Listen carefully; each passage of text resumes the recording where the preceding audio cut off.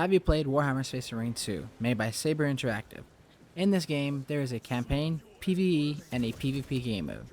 In Warhammer Space Marine 2, it is a cooperative shooter where you are in a team of 3 and have to face legions of enemies. But in PvP, you are a team of 6 versus a team of 6 heretics. For both campaign and the PvE, there are 4 difficulties, namely Easy, Normal, Veteran, and Angel of Death, each to test your skills. In the campaign, you play as Dimitri and Titus, a member of the Space Marines, and if you are completely new to anything Warhammer, well, these guys are super soldiers and are incredibly deadly. A single Space Marine is more formidable than any army of human guardsmen. All chapters of Space Marine live and die in honor of the Emperor of Mankind, with each chapter being very different regarding values, tactics, or even battle prowess. Though every chapter serves the same Emperor, their methods and beliefs on how to best serve his will differ, sometimes drastically. As an example, here is a surface level description of 2 popular and well-known chapters, the Salamanders and the Grey Knights. The Salamanders love to use fire weapons and value kindness and the lives of people more, even if it means jeopardizing the mission. Salamanders will protect every life they can. And the polar opposite of the spectrum is the Grey Knights, being one of the deadliest chapters with Space Marines that have incredible psychic powers and wield spears infused with their psychic powers. But this chapter leaves no one left alive, both enemy and humans, leaving no space for error in the mission. The Grey Knights will even slay their own battle brothers if it aids them in their mission. But there are many different chapters in Warhammer, and all the lore Warhammer has to offer. But enough geeking out on Warhammer lore, let's get back to the game. Being superhumans that can live for hundreds of years, either born in the likeness of their Primarchs, the Emperor's sons, or genetically modified in Primaris Space Marines, you are a master tactician, a natural phenomenon on the battlefield, and nothing scares you.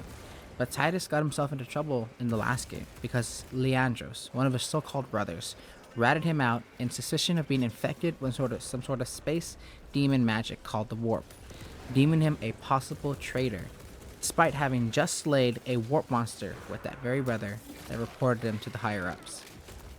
After a few centuries, you are given a second chance to prove your loyalty to the Emperor as a part of the Ultramarine chapter, because there is an active war raging on with the alien monsters called the Tyranids.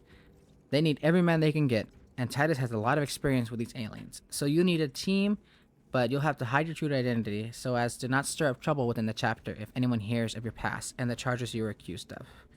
Join Titus as he leads his squad to fight the enemy forces for the Emperor, and try to take back the planet from devastation as he fights endless waves of aliens striking from all directions.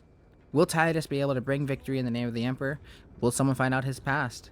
Will he prove his innocence and loyalty to the Emperor, or will he be seen as a traitor and be executed because of a shallow accusation made by Leandros? But along with the campaign, there is a PvE mode that takes place with a team of 3 to carry out missions simultaneously to Titus and his squad to complete the same objective. In PvE mode, there are, as of writing this, 8 missions to play, and there is a total of 6 different classes to choose from, each with a specialty, but you are limited to 3 classes based on which character was deployed for the particular mission. If you find a particular class and weapon you love, you can level up that class and weapon. If you take a particular weapon with you on every mission, you can level up the mastery of that weapon, earning you a stronger gun and cool cosmetics for your weapons. Along with unlocking cosmetics for your weapon, you can level up your rank and earn cosmetics for your class and perks that aids the whole team in battle. Your overall rank lets you tackle higher difficulties in PvE, but in PvP, your overall rank unlocks weaponry for each class. Level up your overall rank by doing missions in PvE or playing PvP. The PvP in this game is legendary, as that is dangerously addictive. I know that a PvP shooter with teams is nothing new, but somehow this game managed to capture the essence of a team. You can feel the camaraderie emitting from the screen, like the Emperor himself picked this team each game. In PvP, there are 3 different game modes: Annihilation, Seize Ground, and my personal favorite, Capture and Control. To easily explain what these game modes are, I would describe them as the first team to get 20 kills, capture zones A, B, or C, and be the first to reach 200 points, and capture and protect the zone and be the first to reach 200 points. And believe me when I say this game is addicting. Each PvP match is only 12 minutes max, but personally, in my 100 plus hours of the game, I've never had a match where the times ran out. The emotions, the tension, and the urge to run in and aid your battle brothers in PvP alone would be enough to buy this game. It's 100% worth it. Warhammer 40k Space Marine 2 is available on PlayStation 5, Xbox Series S and X, and on Microsoft Windows. This game was a nominee for the 2024 Gaming Awards for Best Multiplayer Game, losing only to Helldivers 2. If that alone didn't tell you that this game is amazing, then I'm not sure what will.